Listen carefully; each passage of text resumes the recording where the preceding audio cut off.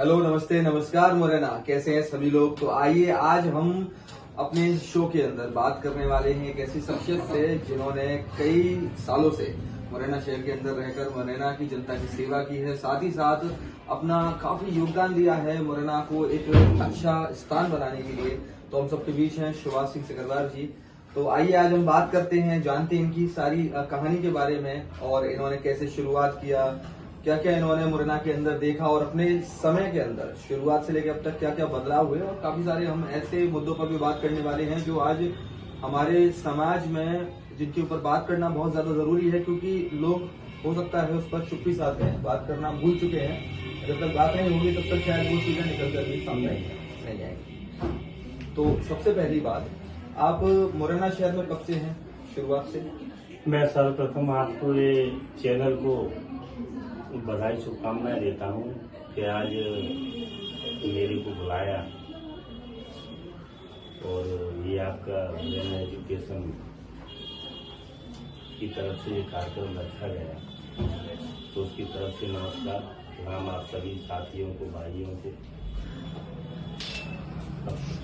जी, तो जैसा मेरा सवाल था कि मुरैना शहर के अंदर आप जैसे कब से हैं यहाँ पर, शुरुआत से ही हैं या फिर गांव से कुछ समय बाद? हाँ, मेरा जन्म 1975 को हुआ जी। मेरा गांव कोलूडांगा है, वैसे जोरा तहसील है और यहाँ से करीबन 48 किलोमीटर दूरी पे हम करीबन 90-92 में मुरैना आए जी।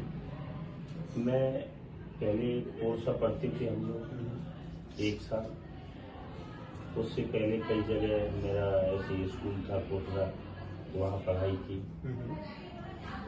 वहाँ मैं स्कूल का उस जो पढ़े थे उस स्कूल का प्रेसिडेंट भी रहा जी। उसके बाद में फिर मैं पोरसा नागाजी स्कूल में पढ़ा जी।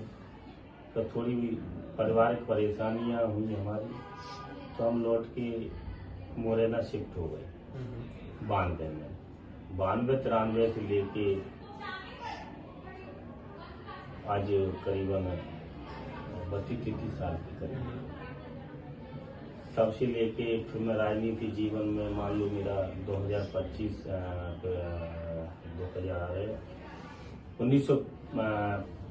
1900 अपने क्या है 95 के आसपास मैंने एक संगठन चलाया 2000 तक, उसका नाम था प्रताप सेना। उसके राष्ट्रीय संयोजक थे हमारे विपिन चौहान जी। तो हमने काफी काम किया, यहाँ कई लोग जोड़े, बहुत अच्छा हमने ग्रोथ करके दिया। फिर उसके बाद मैं अपने काम धंधों में थोड़ा मैंने अपना काम किया, व्यापार की लाइन में गया। तो मैंने व्यापार में कई बार रोडों के टेंडर लिए, बस मेरी बसें चलती थी, एक आध बस थी मेरे पे। उसके बाद में और भी कई काम किए। फिर मैंने जमीन का काम किया, प्लॉटिंग का, प्रॉपर्टी। तो उसमें बढ़िया चला मेरा, अभी भी वही चलता है वर्तमान में वही। तो आपने जैसे जो संगठन गठित किया था, वो संगठन कैसा, आरएसएस जैसा था? जैसे आरएसएस जैसा एक संगठन है, काफी सारे संगठन चलते हैं। एक महाराणा प्रताप के ऊपर वो संगठन बनाया गया था। महाराणा प्रताप जी का एक बहुत बड़ा वक्तव्य था कि वो हमेशा गरीब, मजदूर, दबे कुचले लोगों की सहायता करता। ऐसे ही हमारा संगठन था, हमारा सोच था, हमारे राष्ट्रीय अध्यक्ष का सोच था कि हम गरीब मजदूर की कैसे सहायता कर सकते, और हमने काफी आगे तक वो संगठन को और बढ़ाया। इस संगठन के माध्यम से आप ऐसे व्यक्तियों की सहायता में लगे थे जो कि असहाय थे, समाज में उनका एक ऐसा स्तर नहीं था कि लोग उन्हें मदद दे सके जी।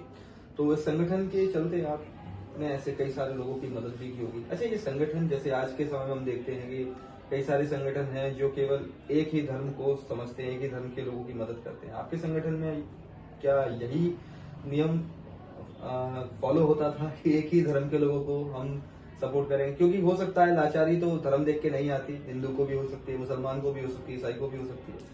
तो यहाँ पर आपका जो संगठन था वो क्या ये चीजें देखता था, इसके पार जाकर मदद करता था? हमारा देश लोकतांत्रिक है, जी। इसमें सबको अपनी अपनी अभिव्यक्ति है बोलने की। ऐसे ही हर एक समाज, लोकतंत्र का मतलब है कि सभी समाज जातियां सब आपस में मिलके रहें।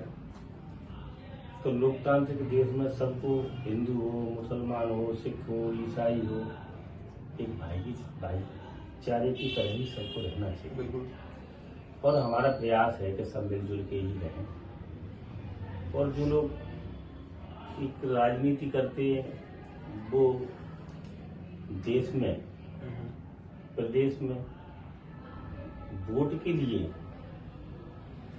ये जाति घृणा फैलाते हैं, इनके लिए कोई जगह नहीं है कहीं भी। तो ऐसे मैं कहना चाहूंगा कि ऐसे लोगों को नकारना चाहिए, देश की जनता को, जो समाज में भेदभाव करे या किसी जाति धर्म अलग हो सकते हैं, पर हम भाई हैं, हमारा सबका दायित्व है एक साथ मिलकर चले। अक्सर देखने को मिलता है कि जितने भी जातिवाद से होते हैं वो चुनाव के आसपास ही उठते हैं। जितना जाति हो गया, धर्म हो गया, ये सब हमें चुनाव के आसपास ही देखने को मिलता है। फिर ये बातें ठंडी सी पड़ जाती हैं, फिर शायद देश में कभी बात ही नहीं होती इसके बारे में, कोई बात नहीं करता। जैसे कि अभी हाल ही में एक घटना हुई है मध्य प्रदेश के अंदर ही, एक दलित लड़की जिसको पोस्टमार्टम के लिए इसकी बॉडी को कचड़े की गाड़ी में ले जाया गया, तो लोगों ने उसे उठाने से मना कर दिया। इतना मतलब मध्य प्रदेश के अंदर कटनी जो है वहां पर ये देखने को मिला है। आज भी हमारे समाज में, हम पढ़े लिखे समाज में रहते हैं, सारी चीजें इतना डिजिटलाइज हो रही हैं, लेकिन फिर भी कहीं ना कहीं हमारी सोच जो है निम्न वर्ग के लोगों के लिए अभी वैसी है जैसी आज से कई साल पहले थी। ये भी एक तरह का बहुत बड़ा ड्रॉबैक है। मैं साथियों से कहना चाहूंगा कि सबको जागरूक होना चाहिए। आज हमारी उस भाई पे जो आपदा पड़ी, उसको गाड़ी नहीं मिली, ये हमारी सरकार की नाकामी है कि एक हमारी किसी भी समाज की बेटी वो खत्म हो जाती है कैसे भी, तो एक साधन व्यवस्था मुहैया नहीं होती है। तो देखो कितने तरीके से उस बच्ची को ये दिल दहल जाता है जब देखते हैं कि ऐसी घटनाएं होती है। हमारा जो शासन है उसकी ढील है कि प्रशासन इतना अंधा हो गया है कि इन चीजों को देखता ही नहीं। और सरकार और जो सरकारी तंत्र है उसका कहीं न कहीं समावेश नहीं हो रहा। सरकार कहीं लग रही है, तो सरकारी मशीनरी है वो कहीं जा रही है। या तो सरकार का अंकुश नहीं है अधिकारियों पे, तब ऐसी बातें हो रही हैं। और नहीं तो आज हमारे प्रदेश में कितनी एम्बुलेंस हैं, कितनी गाड़ियां, कितनी वो लगाई गई। ये एक अमानवीय व्यवहार है। और ये केवल एक राज्य की बात नहीं, ये पूरे देश भर में होता है। मिर्जापुर में भी ऐसी घटना देखने को मिलती है, दिल्ली में भी देखना, हर जगह जो अच्छे हम कहेंगे अच्छे शहरों में भी ये घटनाएं देखने को मिलती हैं कि जो निम्न वर्ग के लोग हैं उन्हें इस तरह लोग उनके साथ व्यवहार रखते हैं जैसे कि वो शायद व्यक्ति है ही नहीं, मानव ही नहीं है। देखो, जो लोकतांत्रिक देश को पहचानता है वो तो जाति धर्म से उठ करके इन सारी चीजों को मानता है। जो जाति के ऊपर बहुत से ऐसे दल हैं जो एक जाति के ऊपर काम कर रहे हैं, उनका तो मकसद जातियों में घृणा फैलाना ही है। उनका काम ही यही है कि हम कैसे करके एक समाज से दूसरे समाज को लड़ाएं, कैसे किसी के धर्म को आहत करें, कैसे जो आज दरिंदगी हो रही है, 6 साल की बच्ची, 6 साल की बच्ची, 3 साल की बच्ची, ऐसे छोटे छोटे जगह में अपराध हो रहे हैं, रेप हो रहा है। क्या सरकार से कोई चीज परे है? नहीं, सारी चीजें सरकार की जानकारी में है। सरकार चाहे तो ऐसा नहीं, सरकार है तो वो सरकारी तंत्र है ना उनका। आज मान लो किसी की बच्ची की तरफ कोई आंख उठा के देखता है और उसका परिजन थाने में जाता है FIR कराने, तो प्रशासन नहीं सुन रहा है, पुलिस नहीं सुन रही, तो वो व्यक्ति इस दिशा में क्या करे। अब गलती तो सरकार की है, सरकार को पहले ही ऐसे निर्देश करके रखना चाहिए कि कोई अगर बेटी की तरफ आंख उठा के देखता है तो उसके खिलाफ सख्त से सख्त कार्रवाई होनी चाहिए। अगर सख्त कार्रवाई होने लगेगी तो हमारी बेटियां सुरक्षित होंगी। हमारी सरकार कहती है कि बेटी बचाओ, बेटी पढ़ाओ और बेटी के आत्मरक्षा, यही विजन सरकार का है।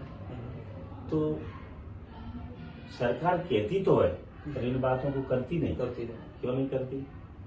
कि आप देखिए 3 साल की बच्ची, एक इससे 1.5-2 साल हो गए, एक 6 साल की बच्ची, एक बच्ची अभी और हुई है, एक मालदीव, एक दलित परिवार का साथी था, उसके मुंह पे मूत रहे हैं,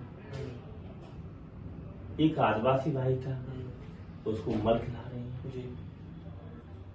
मतलब इतना अब देश में क्या उन लोगों की आत्मा ये क्या कहेगी। दूसरे में कहना चाहता हूँ, क्या गरीब घर में जन्म लिया, किसी जाति छूटी में जन्म लिया, तो उसे जीने का अधिकार नहीं है। सरकार को सर्वप्रथम ऐसा होना चाहिए कि उनकी रक्षा करना चाहिए। सरकार चाहे तो ना गरीब, मजदूर, आदिवासी हो, चाहे दलित हो, किसी भाई पे कोई अत्याचार नहीं हो पाएगा। पर सरकार कराती है, सरकार सुनती नहीं उनकी बातें। तो मैं कहना चाहता हूँ आपके चैनल के माध्यम से कि सरकार को इसके आगे आना चाहिए, अपनी जो सरकारी तंत्र की जो मशीनरी है उसको टाइट करके हमारी बहन बेटियों की रक्षा करनी चाहिए। आज मैं कहता हूँ हमारे मुरैना जिला ये गंज में आई है उत्पाती लड़की, हमारी बेटियां सुरक्षित नहीं है या कहीं देश में चले जाएगी। आज पेरेंट्स अंदर ही अंदर क्या फील करते हैं कि हमारी बेटी कैसे सुरक्षित। ऐसा क्यों हो रहा है कि जो हमारी सरकार की ढील है ना, हाँ, हमारे नेता हैं वो रोक देते हैं। ऐसे किसी ने उत्पात किया तो वो कहते हैं पेरेंट्स गए उसके खिलाफ में FIR कराने, तो पुलिस पहली बात तो लेती नहीं, लेती ही भी है तो अन्य लोगों के दबाव के कारण वो FIR नहीं करते। तो इस दिशा में कैसे बेटियां सुरक्षित रहेंगी? जो लड़के करते हुए और थोड़ा सा प्रोत्साहन मिल जाता है, प्रोत्साहन तो वो द्वारा और करते हैं, और इसकी वजह से घटनाएं इतनी ज्यादा बढ़ जाती हैं कि फिर एकदम से एक्शन लिया जाएगा तो शायद हो सकता है कि उतना सुधार आ भी नहीं सकता। वर्तमान स्थिति जैसे हम देख पा रहे हैं कि हमारे गंज के अंदर किस प्रकार से पाबंदी लगा दी गई है, नियम जारी कर दिए हैं कोचिंग सेंटर्स के लिए, लेकिन उसके बावजूद भी कई सारी चीजें अभी उतने कंट्रोल में नहीं है जितना हो सकती है, क्योंकि वो इतनी ज्यादा बढ़ चुकी हैं कि अब एक साथ इतने कंट्रोल में आ नहीं सकती। अब इतना टाइम हो चुका है। फिर भी ठीक है, हमारे जिलाधीश महोदय जो अभी नए नवागत कलेक्टर साहब आए हैं उनका कार्य ठीक है। अगर ऐसी चलते जाए तो कहीं थोड़ा बहुत सुधार आ सकता है। आज से पहले कभी ऐसा सोचा भी नहीं गया, मतलब सोचा भी लेकिन ये है कि जो हमारे महोदय कलेक्टर महोदय उन्होंने ये सोचा, करा और इसके ऊपर एक्शन लिया, क्योंकि ऐसा है कि मैंने कई सारी चीज और आप देखते हैं कि जो व्यक्ति कोई काम करता है उसका नाम बहुत होता है। आज अगर देखें तो जिले के अंदर हमारे कलेक्टर जी का नाम छोटा बच्चा जानता है, छोटा बच्चा सब जानते हैं। चंद समय में अधिकारी वास्तविक अगर कर ले कि मेरे को जो दायित्व दिया है, जो मैंने शपथ ली है, तो मैंने किस लिए ली?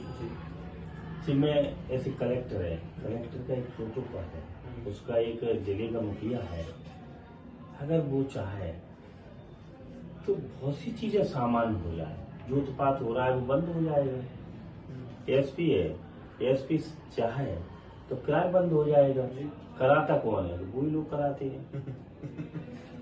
क्योंकि जब तक अगर ये चाह रहे हैं इस वजह से आज उत्पाद हमारे यहाँ पे कम हो रहा है, तो अगर ये चाहे पहले से चाह सकते तो शायद और पहले ही इस स्थिति को नियंत्रण में लाया जा सकता था। आज से पहले जैसे आपने बताया, आप मुरैना में काफी साल पहले आए थे, 92 में आप आए, तो 92 से लेके अब तक ऐसा कोई और कलेक्टर भी रहा है हमारे शहर में जिसने इस प्रकार की गतिविधि की हो, इस प्रकार के बदलाव लाने का प्रयास किया हो, या ये पहली बार देखने को मिल रहा है?